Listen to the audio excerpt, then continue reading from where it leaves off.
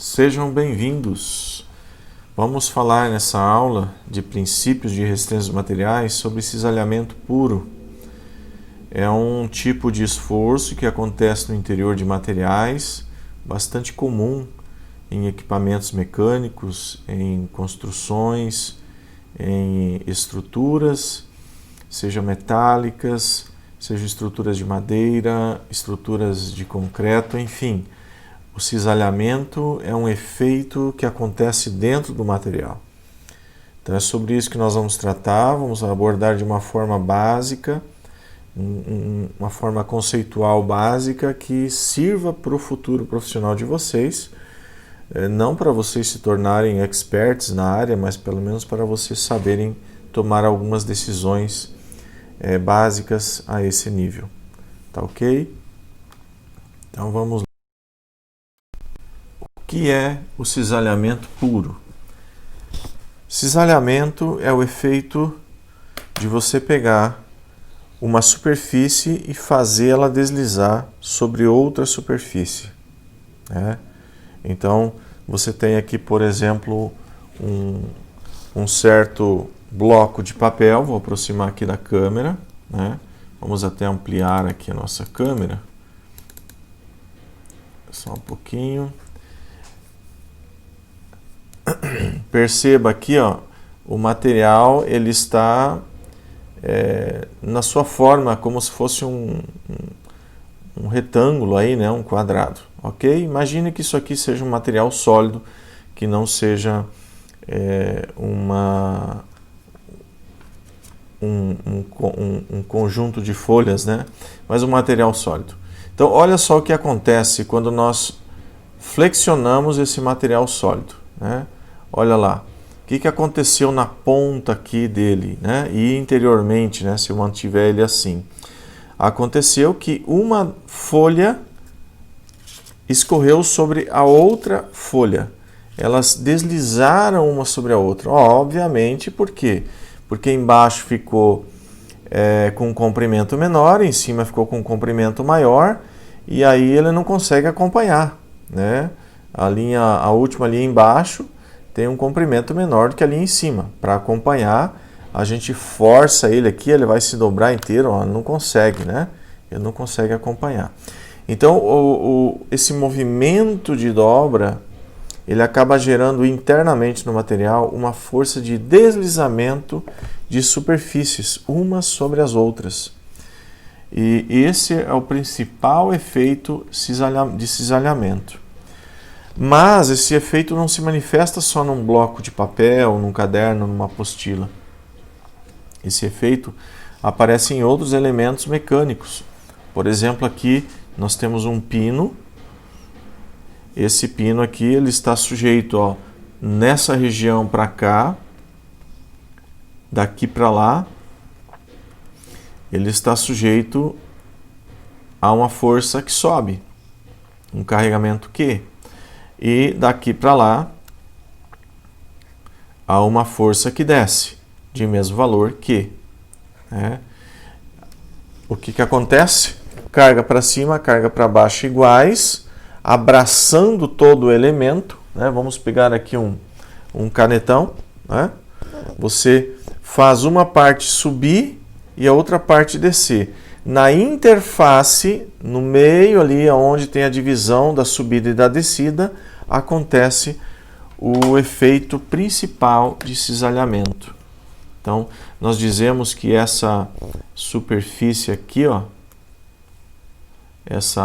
vamos colocar aqui num tom aqui marrom, que essa área aqui, ó, toda ela está sujeito ao esforço de cisalhamento, tá? Aqui embaixo está destacado para vocês, ó. Então, esse bloco aqui foi puxado para cima, esse bloco para baixo, e na interface dos dois blocos apareceu aqui a superfície de cisalhamento, né? Nesse caso, nós temos uma superfície, um pino com apenas uma região cisalhante, né? Olha aqui, esse canetão aqui, ó, de duas cores, ilustra bem isso. É como se toda essa superfície preta fosse tracionada para baixo e essa metálica tracionada para cima. Quando você faz esse movimento, claro, devidamente fixado, você gera aqui, nessa divisão, uma superfície de cisalhamento.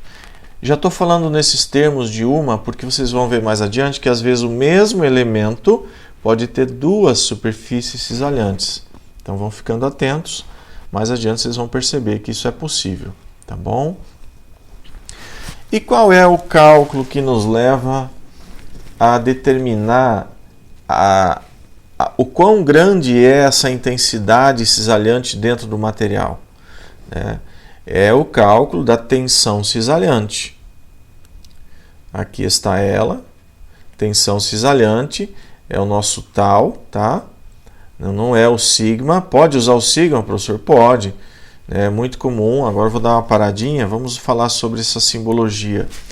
Quando é tensão de tração e compressão, nós chamamos de tensões normais. Normalmente nós representamos por sigma, normal. Seja tração, seja compressão. Quando é tensão cisalhante, normalmente nós representamos por tal, tá? Então isso aqui é cisalhante. Mas isso não é uma regra, tá? Existem outras nomenclaturas, outra forma de representar. Nós às vezes representamos isso aí da seguinte maneira. Tensões normais nós representamos por sigma, x, ou sigma YY ou sigma ZZ. Tá? São as tensões nas três direções principais. Tá ok? E as tensões cisalhantes, nós também usamos o sigma, só que usamos x, y, sigma, x, z, sigma, y.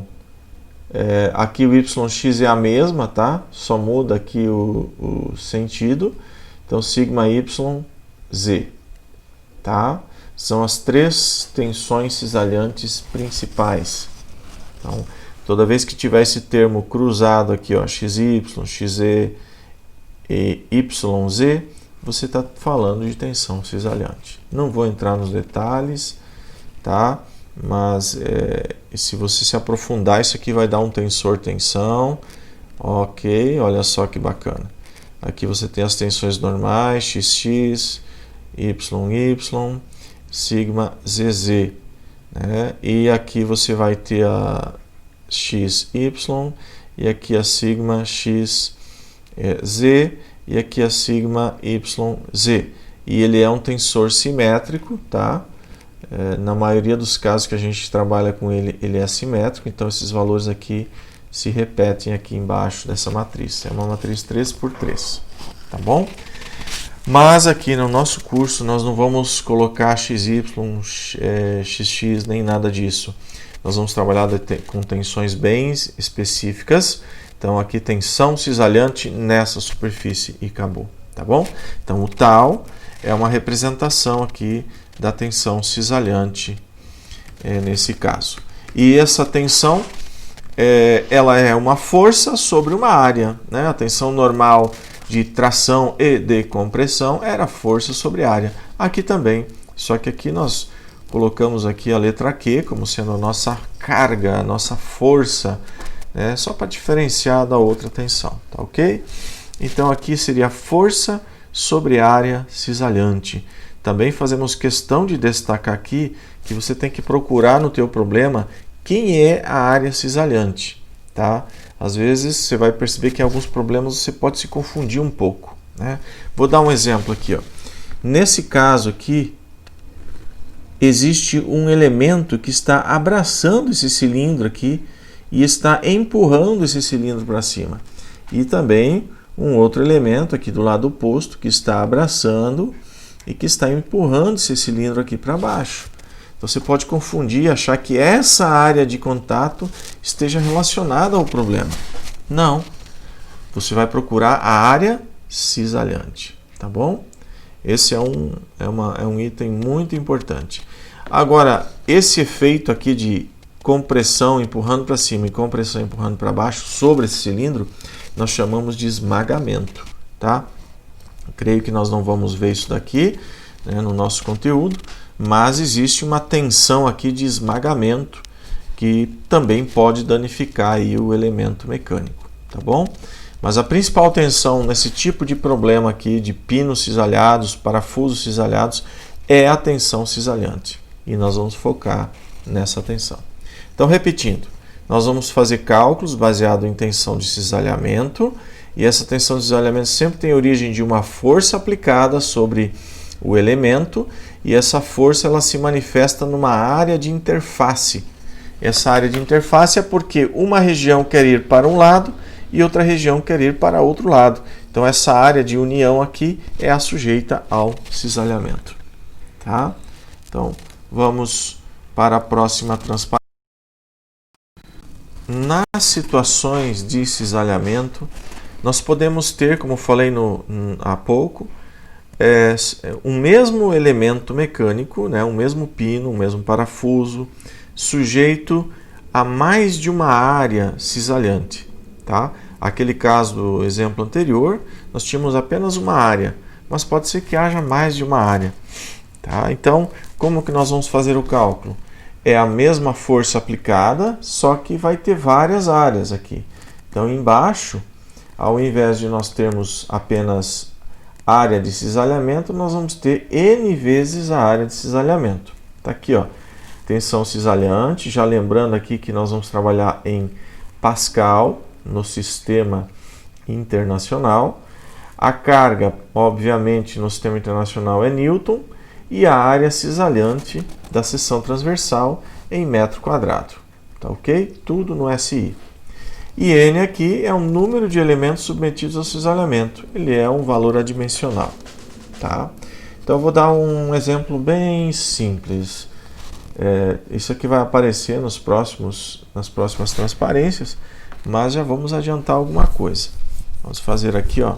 Imagina aqui um elemento, vamos mudar de cor, vamos colocar aqui um elemento sólido, assim.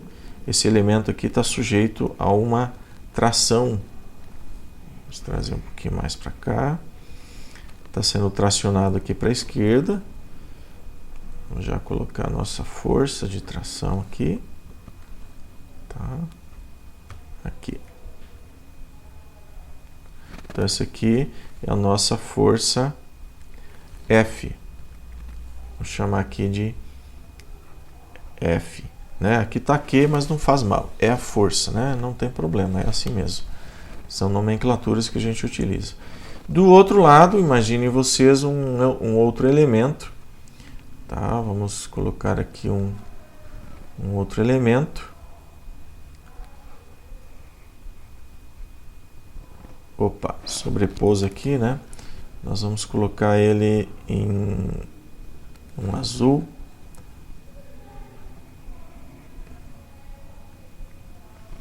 Aqui a parte de baixo. Então ele não vai pegar somente de um lado, né? Ele pega dos dois lados e ele é uma espécie de uma haste também, né? Dotada aí de um sistema de fixação. Isso para nós não importa agora, tá? Vamos apenas fechar aqui com um triângulo. E vamos dar uma pintada aqui, né? Aqui e aqui, tá bom? Então isso aqui é um elemento único e ele está puxando para a direita, obviamente com a mesma força F de intensidade, porém de sentido contrário. A direção é a mesma, sentido contrário. Então nós estamos aqui num caso estático, tá? Então aqui a nossa forcinha F, né? Mesma situação.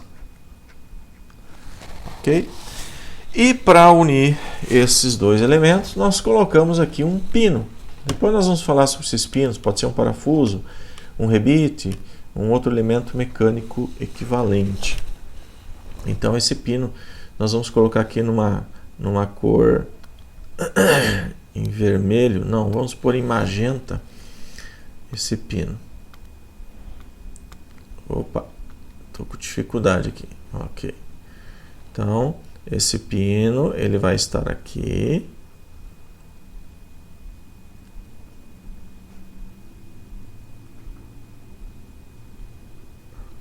E ele é, digamos lá, remanchado dos dois lados, né? Você tem toda uma preparação, né? Se for um rebite aqui, então ele é todo remanchado aqui de um lado, né? Devido ao processo de fabricação, né? E do outro lado, geralmente ele tem uma cabeça bem definida, né? Estou tentando deixar aqui o melhor possível, mas uma cabeça que vem lá do processo de fabricação dele mesmo. E do outro lado ele tem um remanchado. Isso aqui está em corte. Imaginem vocês que essa seção aqui está sendo cortada, né? Então você está vendo aqui uma seção de corte dessa união, tá bom? Vamos colocar aqui uma linha, como se fosse uma linha de centro, né? A linha de centro, na verdade, ela é uma linha traço ponto. Vamos só fazer de conta aqui que é a nossa linha de centro, que não está bem no centro, né? Tá bom, agora já está melhor. E o que vocês percebem? Quando essa haste aqui, nesse azul turquesa, é puxada para a direita e essa chapa aqui em preto é puxada para a esquerda, duas seções desse pino, desse rebite ou parafuso, seja lá o que você escolheu, vão estar sujeitas ao cisalhamento. Eu vou ampliar um pouco. Olha aqui. Vamos até achurar ela aqui, ó. Vamos colocar em vermelho, destacando esse fato, tá? Então, essa área aqui... Ih, não ficou bom o vermelho, pera aí. Vamos pôr aqui o amarelinho, vamos ver se fica bom. Essa área em amarelo e essa outra área aqui embaixo em amarelo vão estar sujeitas ao cisalhamento, tá? Então, o mesmo pino tem duas áreas. Por quê? Por causa da forma construtiva da união. Tá? Se eu tirasse aquele elemento lá de cima e fixasse rebitasse meu pino aqui, ó, isso aqui não existisse, tá? Nem isso aqui, e a força tivesse aplicada aqui, ó, ia ficar meio enviesado, essa união ia atravessar, não é muito adequado, mas o cálculo, em média, poderia ser feito aqui com uma área do rebite, tá ok? Nesse caso, a nossa união não é assim, ela é uma união que pega duas áreas, então o cálculo dela, aqui nesse N, vai 2, tá bom? Lembrando, né, o rebite aqui, digamos que fosse num perfil, numa seção circular, então a área circular ali, a área circular aqui, né? Então ficaria πd quadrado sobre 4 ou 2πr ao quadrado, né? É a área de cada, é o valor da área para essa seção e para essa seção, tá bom? Então vamos seguir adiante. Aqui estão mais exemplos. Aqui em cima um chamado corte simples, que eu citei antes também, né? Veja, essa chapa de baixo é puxada com F', essa aqui com F, o módulo das duas é o mesmo, só muda o sentido. A direção é a mesma também. Então essa chapa de baixo puxada para a esquerda, essa chapa de cima para a direita, e tem um elemento de união aqui parafusado, né? E a área cisalhante ela está aqui nessa interface. Então aqui você tem a área cisalhante. Um parafuso, né, ele é de seção circular. Então é a área dessa seção circular do parafuso que você vai usar naquela equação. Tensão de cisalhamento é igual a força, aqui no nosso caso F, sobre essa área A. Então, quem que é o N aqui? 1. O N é 1. Tá ok? Ok. Então, vamos pegar aqui o caso aqui. Sim, está representado aqui embaixo também. É importante a gente só observar. Quando você elimina, por exemplo, a chapa de baixo, você não pode só eliminar, você tem que colocar uma força equivalente aqui. E aqui nós chamamos de força cortante V. É Mesma simbologia que a gente utiliza lá para vigas. O esforço cortante no interior da viga. Tá? Então aqui representado por V. É esse V que vai aqui no lugar do F, né? Então o F, o V, o Q são as forças cisalhantes que estão atuando aqui na seção. À direita você tem um problema de corte duplo. Então veja, você tem uma chapa aqui. Vamos colocar aqui em outra cor. Essa aqui é uma chapa. Essa aqui é uma chapa. Você deseja unir essas duas chapas. Então como fazer? Nessa forma, ela funciona, mas em algumas situações isso aqui ela vai atravessar, esse parafuso vai ficar meio inclinado aqui, ó, tá? E as chapas vão dobrar, vai dar um problema aqui nas chapas. Então, dependendo da força, isso aqui não é adequado. E também a questão da estanqueidade, se você precisa ter isso aqui como uma situação de estanqueidade, ou seja, não deixar vazar um líquido, por exemplo, né? Mesmo colocando juntas aqui, né? Você colocaria juntas aqui dentro. E se você tivesse a situação de união simples, de um corte simples, você pode ter aqui um dobramento dessa união e um vazamento do teu líquido.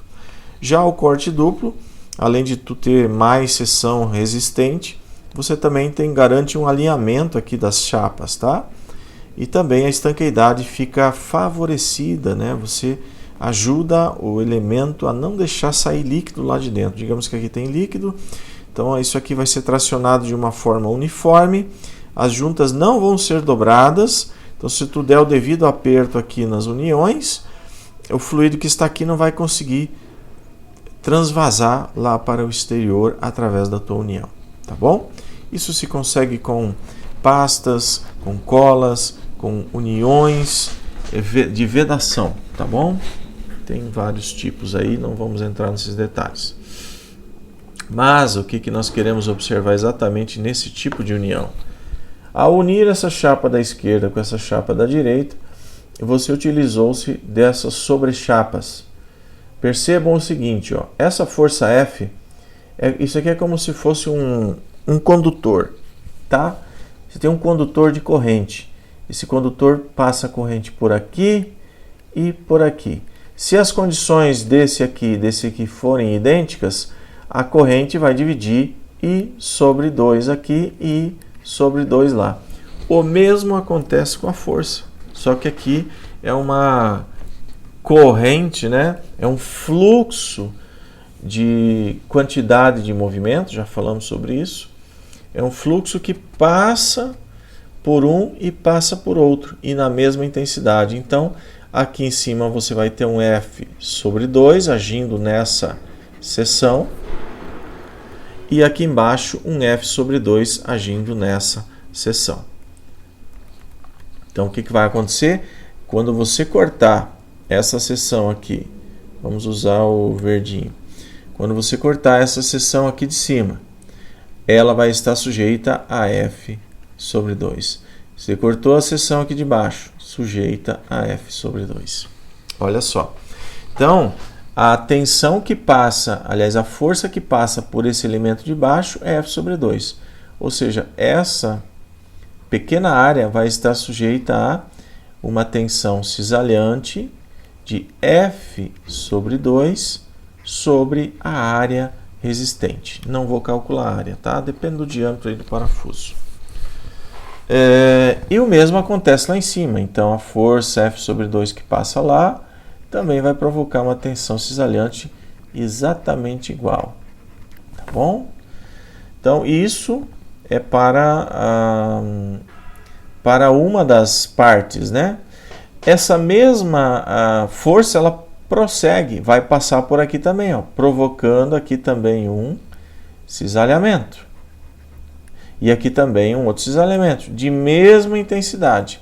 Só que veja, essa seção aqui, ó, essa seção, você tem essa condição.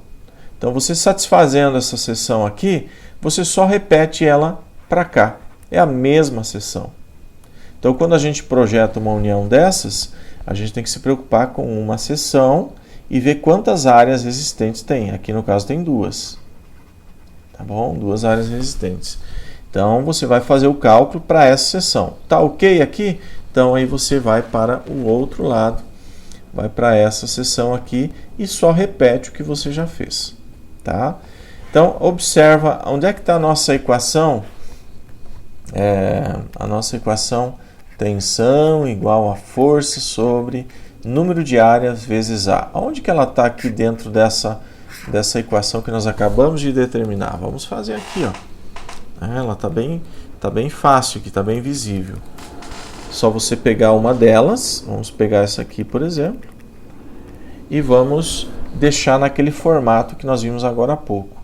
Então, você vai pegar ali, ó, tensão igual a F sobre aquele 2, ele trabalha aqui embaixo com o A, 2A. Se você observar, esse 2 é justamente referente a essas duas áreas aqui, ó. Tá bom? Veja, divide em duas áreas é a mesma coisa do que a força dividir em duas direções aqui, ó. Tá? Então, a mesma situação. Fato é que esse aqui é o número de áreas resistentes. Tá bom? Essa é a situação. Tá aqui, ó. Nesse desenho aqui embaixo, dá para perceber em outra forma, né? Olha só. A força F empurrando para a direita aqui, ó. Pá, empurrando o pino para a direita, porque ela está no centro do pino aqui. E a força cortante V para a esquerda e V para a esquerda. Então, tu tem uma F dividida em uma área, duas áreas. Tá aqui, ó. Tensão igual a força sobre 2A. É a nossa equação inicial. Tomem cuidado, pode ser que tenha mais de uma, de duas aqui, né? Pode ser que tenha 3, 4, né? Mas o mais comum mesmo é uma área resistente ou duas áreas resistentes. Ok? Então vamos. No problema de cisalhamento em parafusos, pinos, rebites, além da tensão cisalhante na área, eu comentei antes brevemente, nós temos também uma tensão de esmagamento. E aqui nós vamos chamar essa tensão de contato. Tá?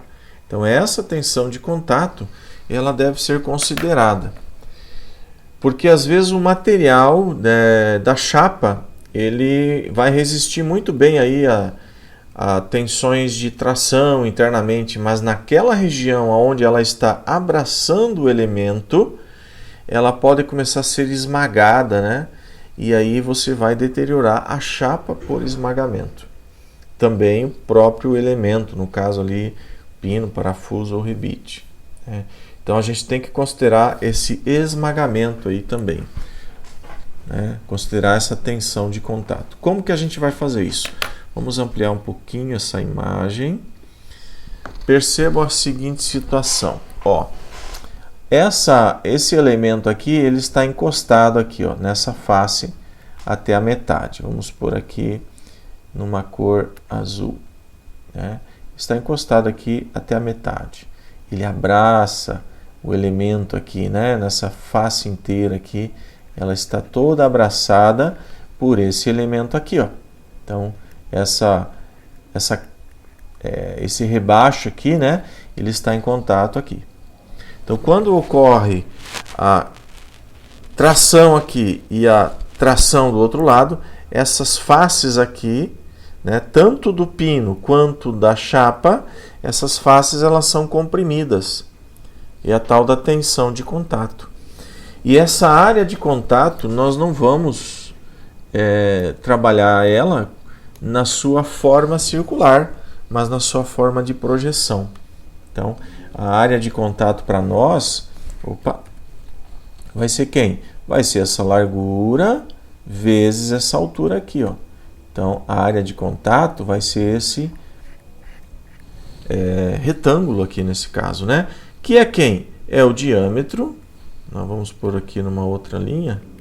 É o nosso diâmetro D vezes a nossa espessura da chapa aqui simbolizada por L. Tá? não importa a letra utilizada, né? Seria o diâmetro ali do elemento, pino, parafuso ou rebite, vezes a altura da chapa, L. Essa é a área projetada em azul, tá bom? Então percebam, não é a área, estou repetindo, ó, não é essa área aqui, ó, digamos, pegando no lado direito aqui, né? Toda essa área do cilindro aqui, ó. Não é essa área aqui, ó. Tá. Não é essa área, tá? É a área projetada. É mais simples do que essa área, tá ok? Então esse é um cálculo feito por norma, tá bom? E é um cálculo aproximado, mas que mantém toda a segurança dentro dele, tá bom? Então se você utilizar-se desse método, você está preservando a segurança do teu equipamento e dos teus usuários, tá ok? Então, só ampliar um pouquinho uma figura aqui de baixo para vocês perceberem, né? Olha lá, ó, foi falado há pouco. Não é essa área lá do cilindro lá atrás, né? Não é essa área aí não. Vamos apagar aqui, ó. É essa área aqui, a área projetada. Então, é a espessura vezes o diâmetro. A área é igual a espessura vezes o diâmetro. Ali em cima estava utilizando a espessura como sendo o L, tanto faz. Vocês já sabem do que está sendo falado, né? Agora, aqui à direita, vocês têm duas equações. Elas estão dizendo o seguinte: a tensão de esmagamento ou tensão de contato, sigma D, é igual à força aplicada sobre esse aqui, ó. Esse aqui não tem, tá? Desculpa aí. É só embaixo que vai ter. Sobre a área projetada. Isso aqui é válido para um elemento. Vamos colocar aqui. Então, para um elemento, isso aí é válido. Um elemento. Ou seja, uma área resistente. Tá bom? Aí é o padrãozinho, né? Força sobre área. Mas quando eu tiver mais de uma área resistente, como é o caso daquelas transparências anteriores, eu também vou multiplicar embaixo por N, aonde o N representa o número de seções existentes, similar ao que já foi falado anteriormente. E aqui permanece tudo igual. A área resistente é o diâmetro do elemento vezes a espessura da chapa, tá? Tá, aqui não é L não, tá? Em alguns momentos aqui eu falei de L, ó, não é L, tá? É o nosso T. T simbolizando aí a espessura da chapa. Tá ok? Vamos ver se tem mais algum detalhe. Não, podemos avançar então. Aqui um caso real de um parafuso que foi sujeito a cisalhamento e ele foi sofrendo deformações devido ao cisalhamento. Então, olha só que bacana aqui, né? Desse lado aqui, ó, esquerdo, você tem um carregamento num sentido, né? A direção é vertical, nesse caso aqui da nossa figurinha, né? E do lado direito você tem um carregamento no outro sentido, direção também vertical. Então, esses dois carregamentos, isso aqui está numa carga como se fosse distribuída, né?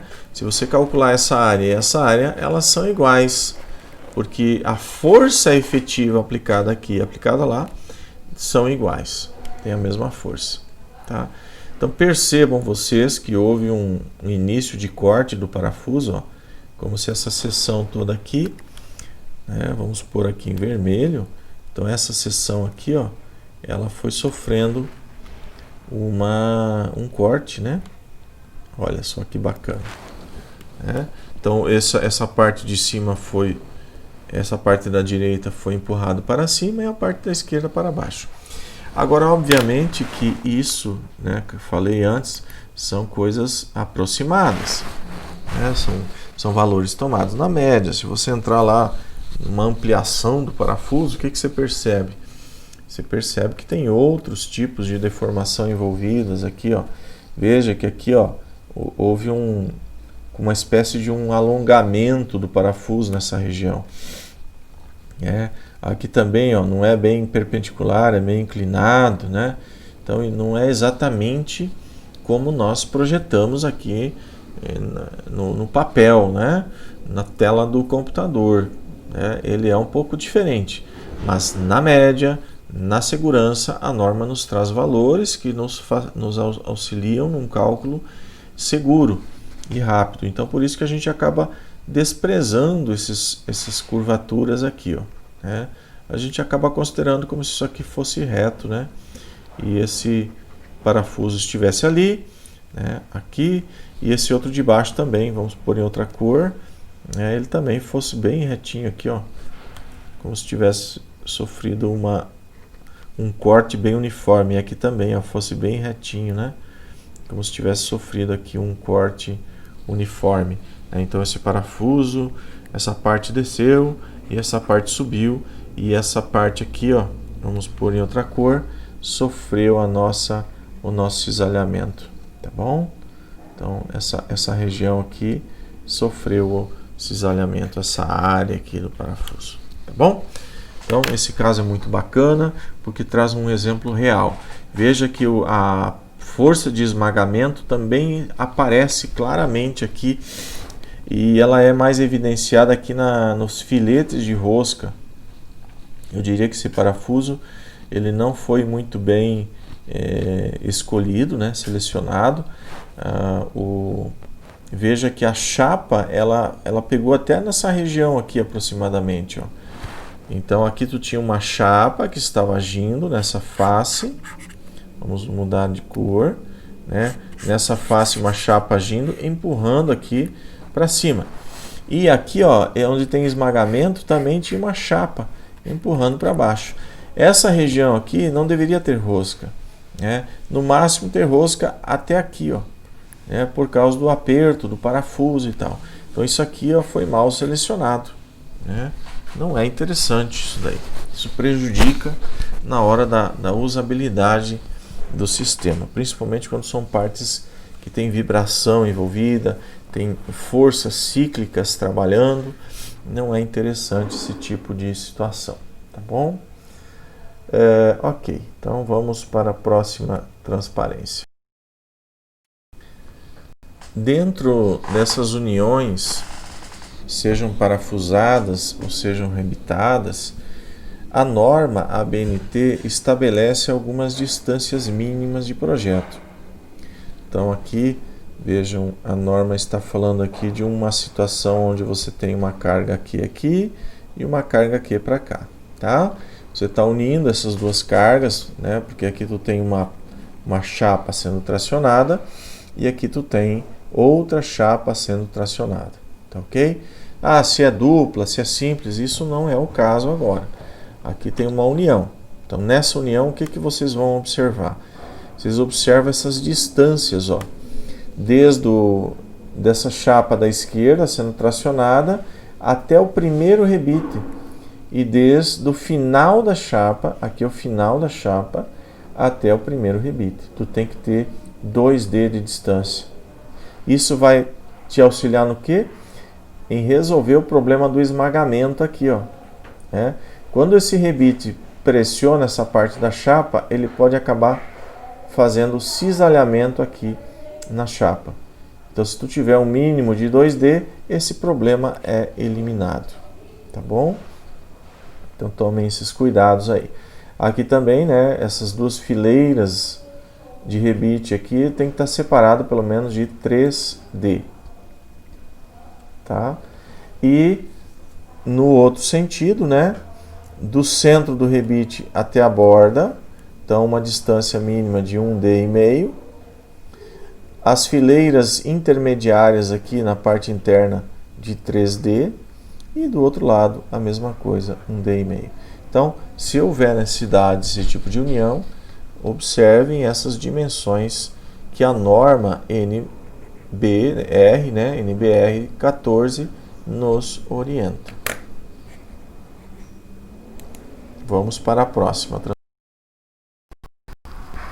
Para dimensionar as uniões, nós temos que conhecer aqui as tensões admissíveis que a norma nos remete, tá? Então isso é importante. Tanto a tensão de corte, tá? Ou seja, aquela que vai cisalhar o rebite, falamos dela bem no início, né? Nas primeiras transparências, e depois a tensão de contato, ou também chamada de tensão de esmagamento, né? Que a norma nos remete, que seria aqui, ó, essa sigma D, tá bom? Então, isso aí é orientação da norma ABNT NB 14. E o material para esse tipo de pino, rebite ou parafuso é o aço ABNT 1020. Vamos lá então. Se for o caso de rebites, né? Caso de rebites.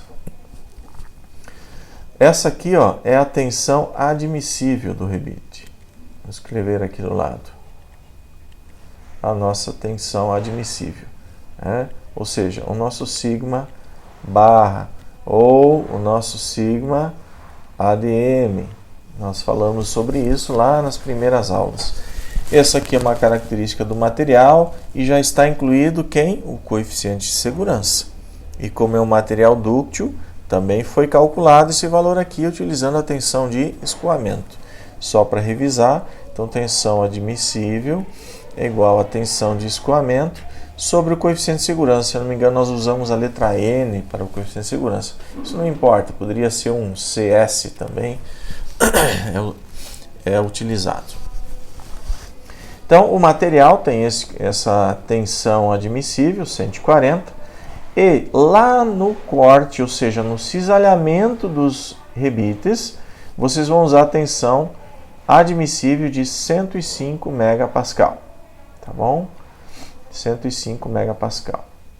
Então, essa aqui é a tensão admissível para se usar com rebites no cisalhamento, tá? Veja que aqui embaixo nós temos uma observação que, em geral, a tensão admissível de cisalhamento é recomendável em torno de 0,6 a 0,8 da tensão admissível normal. Se você fizer 105 por 140, você vai ter aí um valor aproximado de 0,75. Deixa eu só fazer a verificação. É isso mesmo. Então, está entre 0,6 e 0,8. Tá? Para a pressão de esmagamento, né, você pode utilizar aqui um valor um pouco maior. No caso aqui, ó, pressão média de contato quando você tem um cisalhamento duplo. Tá? É óbvio que quando tem um cisalhamento duplo, você tem duas faces de contato para o mesmo lado, né? E duas áreas de cisalhamento. Então é por isso que você acaba tendo uma tensão aqui um pouco maior, né? Você aumenta a área. E a pressão média de contato para o cisalhamento simples, então você vai usar essa tensão admissível aqui, tá bom? Isso para rebites. Para parafusos. Nesse caso, a tensão admissível de tração, lembrando aqui desse aço 1020, ela é de 140 megapascal. O mesmo valor aqui para os rebites, tá? Então, nossa tensão admissível, que nós aprendemos lá nas primeiras aulas. A tensão de corte, ou seja, cisalhante, é aquela que você vai utilizar no dimensionamento do parafuso, né, da área do parafuso ali resistente. Para parafusos não ajustados, aqueles parafusos que você escolhe assim aproximado em relação ao furo, né, sem lá muito critério dimensional, você tem uma tensão admissível um pouquinho menor, né, não passar de 80. Mas quando você faz um projeto e tu tem um parafuso bem ajustado ao furo, né, onde as superfícies têm um contato melhorado, então você pode subir um pouquinho aí a tua tensão admissível cisalhante. Veja que é a mesma dos rebites, tá? Rebites, na maioria das vezes, a furação e o rebite andam juntas. Existe um ajuste mecânico. Não é escolhido qualquer rebite para qualquer união, tá ok? Claro, não estou falando aqui de uniões simples que faz aí no dia a dia, pessoal de fazer calhas, que fazem tubulações de ar de uma forma meio improvisada, não segue esse tipo de norma, né? Mas nós aqui em uniões com responsabilidade, uniões de maior porte, tá bom? Para os parafusos também, vamos mudar aqui, então 2 parafusos. Nós temos a questão do esmagamento, aqui também chamado de pressão de contato, né? Então, para um cisalhamento simples, né, você tem aqui uma tensão de contato um pouco menor, porque você só vai ter uma área resistente. E quando você tem o cisalhamento duplo, claro que você vai ter duas áreas, então você acaba utilizando uma tensão um pouco maior. E por fim, né, o nosso terceiro item aqui, os pinos, né? A tensão para pinos é um pouco maior, né, apesar de que ainda é do mesmo aço, mas a gente trabalha aqui com tensões maiores, pois o pino já é confeccionado com mais qualidade, né, na sua forma e no seu material. Então a tensão aqui não é uma tensão de tração, né, é uma tensão de flexão. Pode acontecer flexão, é uma tensão admissível também de 210 megapascal, tá bom? Veja que é bem maior do que as outras. E no cisalhamento mantém-se a mesma tensão, 105 megapascal. Tá? Pressão de contato média para um cisalhamento simples, onde só tem uma seção cisalhante, 225 megapascal, e duplo 280. Se vocês olharem, é praticamente igual aqui a situação dos parafusos, com alguma alteração aqui em cima. Tá? E essa parte que já comentei, né, que a tensão cisalhante em geral fica de 0,6 a 0,8 da tensão admissível normal. Na sequência, nós vamos ter outro vídeo que vai fazer uma aplicação em 2 exemplos desses conceitos, dessas equações que nós obtivemos até agora, juntamente com essas tensões admissíveis aqui. Nós vamos fazer um exemplo para rebite e um exemplo para parafusos. Tá? Então nós vamos aplicar essas tensões de corte, que seria a nossa tensão cisalhante, e as nossas tensões de contato, tá? Para caso de cisalhamento simples e caso de cisalhamento duplo. Tá? Então assistam o próximo vídeo sobre esses 2 exercícios. Até mais.